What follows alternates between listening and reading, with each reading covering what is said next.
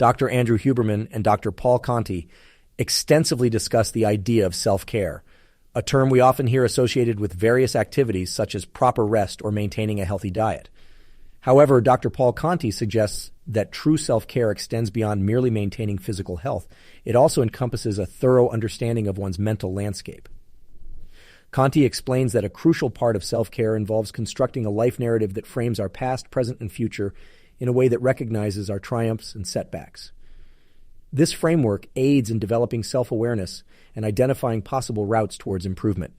Going beyond ensuring we have enough sleep or eat healthily, true self-care includes understanding why we think, feel, and behave in certain ways and promoting mental well-being. For example, Conti mentions that acknowledging the basic factors of good health, nutrition, hydration, sleep, exercise, is just the foundation.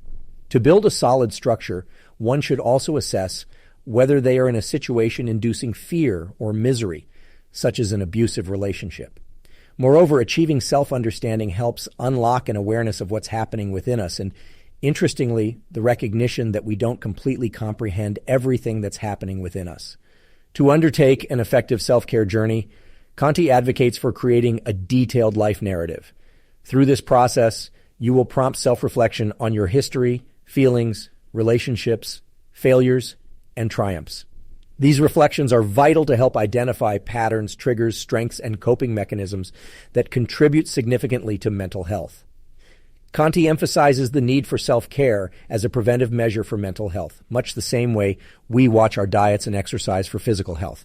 By fostering a strong mental state today, we build resilience to handle future adversities more effectively. During the interview, Dr. Andrew Huberman also notes his personal practice of journaling life narratives as a form of self-care. Maintaining a file with notes organized by age brackets allows him to revisit various stages of his life, ultimately offering a well-rounded perspective on his journey and mental state. This is in line with Conti's suggestion that creating a life narrative could help one identify where and what kind of questions to ask to enhance self-awareness and mental health. Huberman and Conti delve into the practice of journaling life narratives, including its benefits and mechanisms. As Dr. Huberman shares his own experience of recording age-bracketed notes about his life, he posits such practice as a means to orient oneself in time, which allows for self-discovery and facilitates meaningful connections with past events. Conti concurs, adding that journaling exposes truths about the self and draws attention to personal evolution and the influence of external events. He emphasizes the importance of self-reflection, especially in our fast-paced society that often discourages moments of pause and contemplation. Looking beyond the self, the conversation also touches on considering the experiences of past generations, which is an enlightening practice that promotes gratitude and a broader understanding of our place in the world. The segment further discusses the role of the unconscious mind and various unconscious processes that can be brought to the surface through activities like journaling. Conti describes the process of insight generation, whereby thoughts seemingly appear out of nowhere when the conscious mind is at rest, as the unconscious mind surfaces these insights. He believes that providing the unconscious mind with the freedom to process thoughts and experiences is crucial to gaining new insights. The clinicians examine the act of speaking or writing about one's thoughts as a way to overcome destructive thought patterns. Such activities activate different parts of the brain and can lead to more truthful introspection. Conti suggests that imparting new knowledge or perspectives to someone, whether it's through therapy or self-fulfillment, empowers them to process their unconscious mind in new ways. They also discuss the utilization of therapy. Conti suggests that reflecting about the self can trigger the realization that professional help is needed. However, he notes that therapy is not solely for severe clinical issues. Sometimes people simply want to understand themselves better, achieving a sense of peace and contentment. Therapy in this context assists in self-inquiry and promotes personal growth and happiness. Moreover, Conti underlines the importance of sleep in processing unconscious thoughts, fostering revelations and insights that may surface over time. He discusses how our thoughts shift from outward to inward when we are no longer engaged in satisfying external stimuli. This inward attention allows the unconscious mind to surface important insights, especially when one is in a safe, relaxed state. Similarly, people might experience panic attacks when they finally relax if there's something troubling them under the surface. Finally, they discuss the gravity of self-reflection and trauma, explaining that unresolved trauma and grief could prevent individuals from moving forward. Addressing it can lead to painful episodes of sadness, anger, and crying, but these emotional releases are crucial for healing and self-improvement. The podcast continues with Dr. Huberman and Dr. Conti delving deeper into therapeutic practices, self-awareness, and mental health. Conti profoundly examines the significance of confronting painful emotions and memories rather than repressing them. When we avoid facing certain thoughts or feelings because we fear they might overwhelm us, he directs us to recognize that the mere presence of such apprehension signals a need to address these concerns closely and purposefully. Conti clarifies that self-inquiry should be pursued only under safe conditions.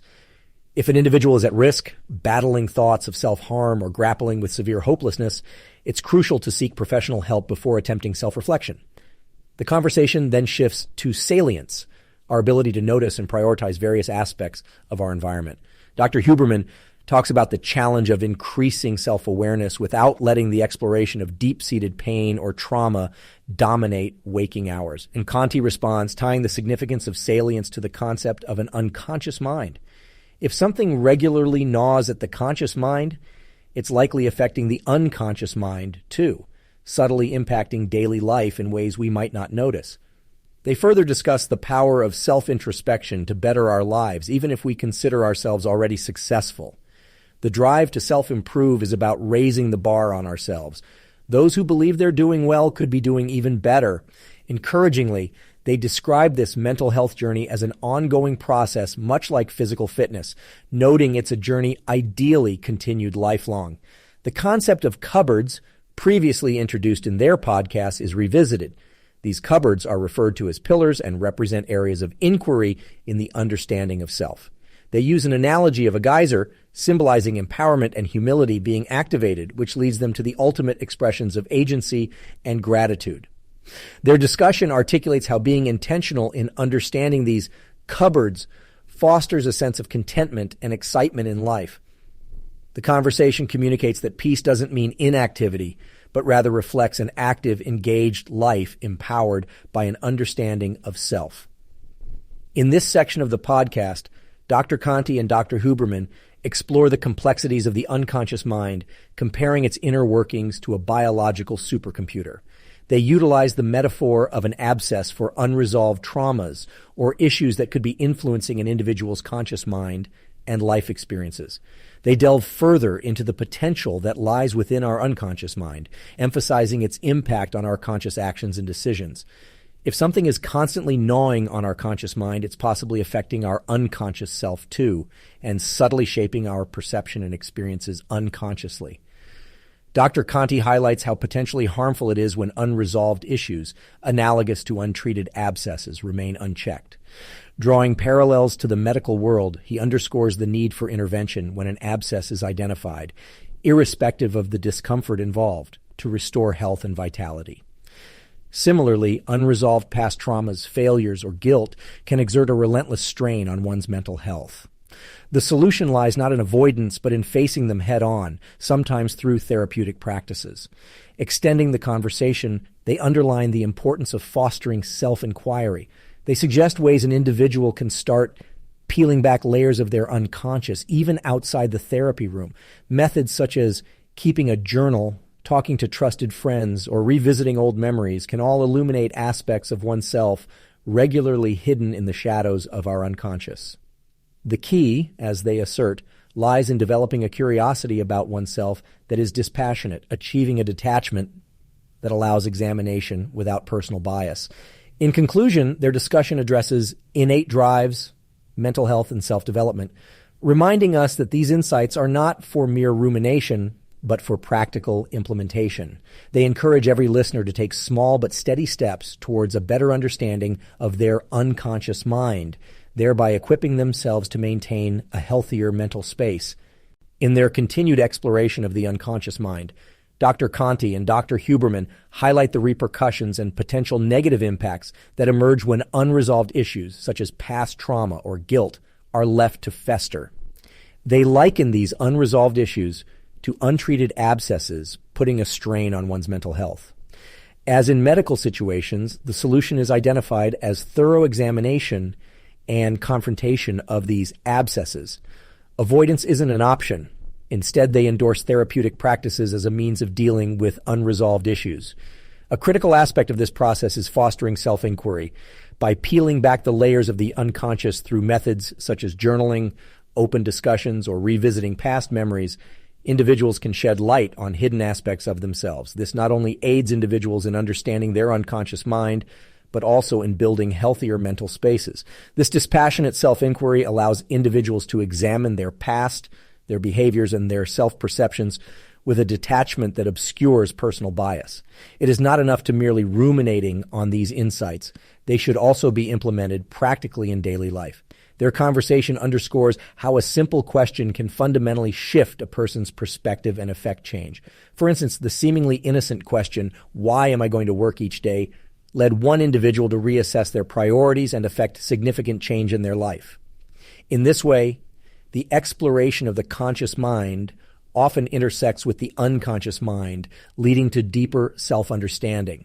They also discuss cognitive behavioral tactics like thought redirection, suggesting that becoming aware of recurring thoughts and teaching oneself to redirect away from them can reduce negative emotions and promote better mental health.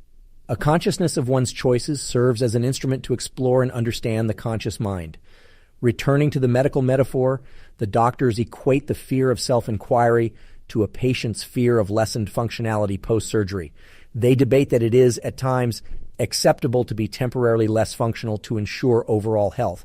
This disruption of routine is recognized as part of the process that ultimately steers an individual to a better place. Facing the limitation that comes from just looking forward, they draw a vivid comparison to a sprinter who needs to be mindful of where they are starting from, instead of just focusing on finishing fast. As the sprinter needs to pay attention to the blocks supporting their body, individuals need to consider their own unconscious minds, the support structure of their conscious actions. In conclusion, this section synthesizes a tangible approach to exploring an individual's unconscious and conscious minds, fostering self-inquiry and prompting introspection that can lead to beneficial changes in their lives. In the engaging discussion between Dr. Andrew Huberman and Dr. Paul Conti, they navigate into the structure and function of self, cartooning a vivid metaphor of the self being penned in an overarching structure like a nest. The structure, encompassing the conscious and unconscious mind and our defense mechanisms, influences how we interact with the world. It is in this nest that the self grows and develops. Dr. Conti further explores this metaphor through the lens of defense mechanisms. He emphasizes that while defenses are automatic and unconscious, individuals can still explore them. This exploration requires reflection and introspection, sparking crucial self-realizations about our coping mechanisms and our reactions to stressors. Conti illustrates this with the example of a person who, after experiencing a difficult event, starts avoiding certain situations or people, potentially without conscious awareness. This avoidance is a defense mechanism, and acknowledging its presence symbolizes the triumph of consciousness over unconscious influence. In the view of both experts, one of the primary responsibilities that individuals have towards themselves is taking care of their self-nest. This extends beyond nurturing one's visible personality traits to mending the entire character structure, including the unconscious aspects. They emphasize the importance of the individual in taking this on, being the gardeners tending to their growth. Yet they warn that the neglect of this garden can lead to its instability, especially when traumatic events are suppressed into the unconscious mind. They emphasize that these traumatic events can fragment the stability of the self, disrupting the structure on which an individual's character rests. Therefore, tending this garden isn't just a matter of cultivating the self, but also includes attending to the entire structure of self. This echoes the social concept of self-parenting in the realms of psychology.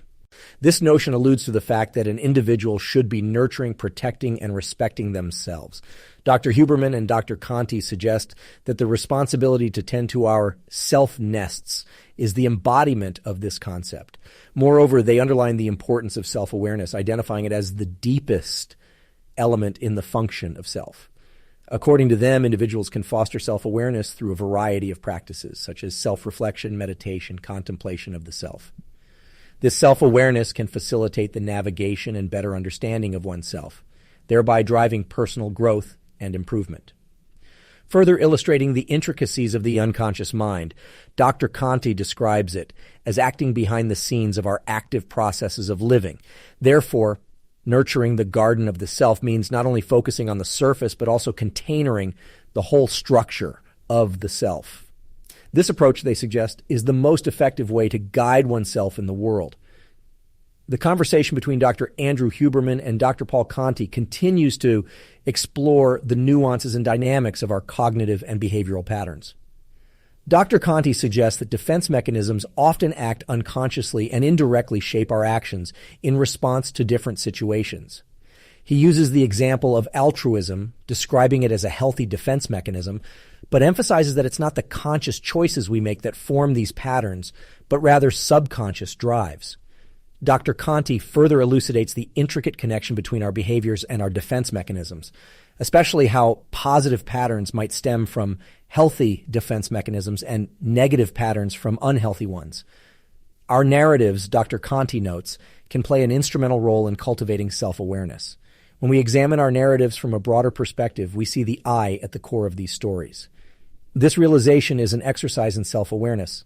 It is stepping away from the meaning of these narratives to simply recognize the existence of an I. On a more practical level, the podcast explores how we can identify and understand our defense mechanisms in action. Dr. Conti uses the examples of job satisfaction and the use of rationalization to pinpoint instances where unconscious defense mechanisms influence decision-making. By reflecting on these, we can start identifying patterns, allowing us to consciously choose healthier responses. Dr. Huberman shares a personal meditative practice aimed at adjusting one's sense of salience, determining what they pay attention to internally and externally. His method involves shifting his visual attention and awareness of self, helping him adjust to varying circumstances. Dr. Conti then uncovers the concept of acting out, which is an automatic unconscious response in certain interactions. Contrary to the common interpretation of the term, acting out isn't necessarily about dramatic behavior, but can occur in subtle ways in our relationships. Recognizing this behavior offers a step towards modifying it. Lastly, the discussion encapsulates the importance of self-awareness and paying attention to internal and external stimuli, the salience. Dr. Conti invites listeners to carefully observe their feelings, thoughts, and patterns as a part of self-improvement strategies. Both emphasize that such introspection can be beneficial to understanding the relationship between oneself, their narratives, and defense mechanisms, ultimately aiding personal growth.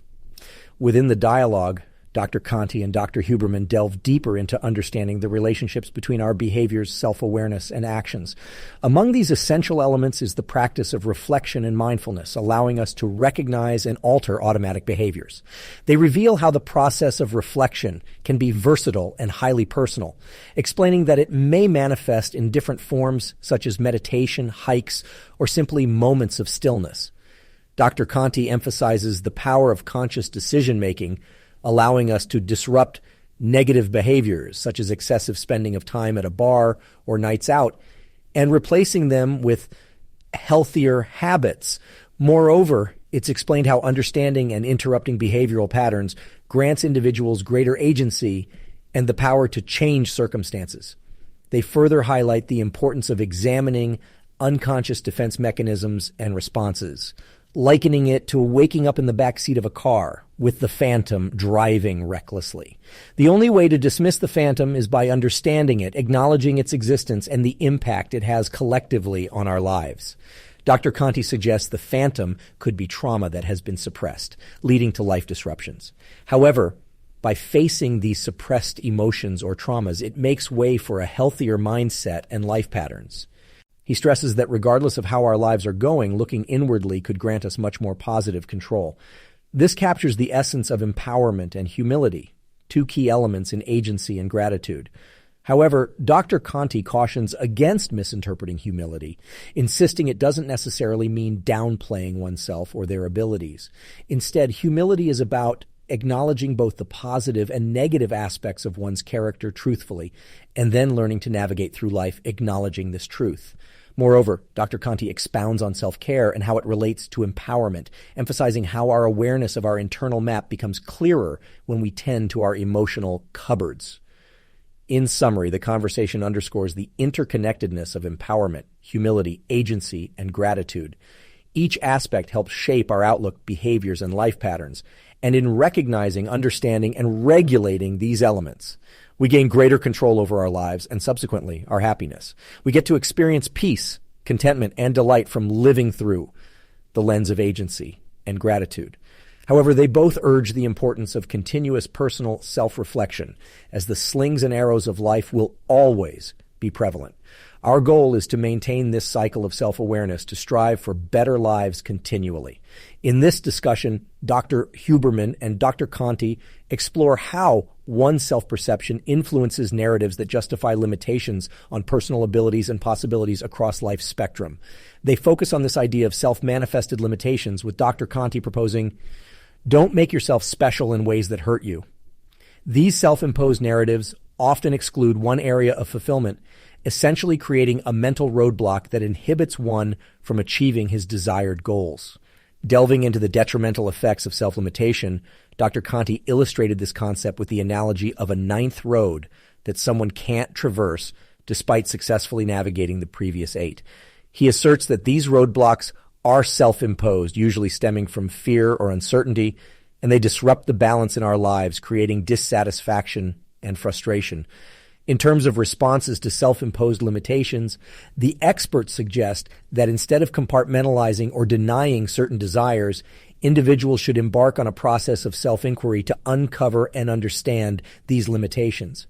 Dr. Conti assured listeners that our capabilities to successfully traverse the first 8 roads imply we also have the capacity to navigate the 9th. Despite the fear, acknowledging the barriers and seeking solutions precipitate the progression towards overcoming the self-imposed limitation. The conversation subsequently shifted to the importance of surrounding oneself with positive influences when attempting to conquer these mental roadblocks. Dr. Conti emphasized the importance of recruiting resources and tapping into support systems, family, friends, therapists, or clergy members, to formulate a supportive, beneficial network. This strong circle helps not only assist one in their personal journey, but also contributes to fostering a healthier, more supportive community in general. Dr. Huberman echoed similar sentiments, mentioning that he tapped into online communities as a source of strength and reassurance during times when he felt isolated. He pointed out the crucial role these collective spaces play in today's digitally connected world, where individuals who feel isolated in their physical environment can still find support and inspiration from others. In conclusion, they advocate for understanding one's internal narrative and not limiting oneself based on self-perceived inadequacies.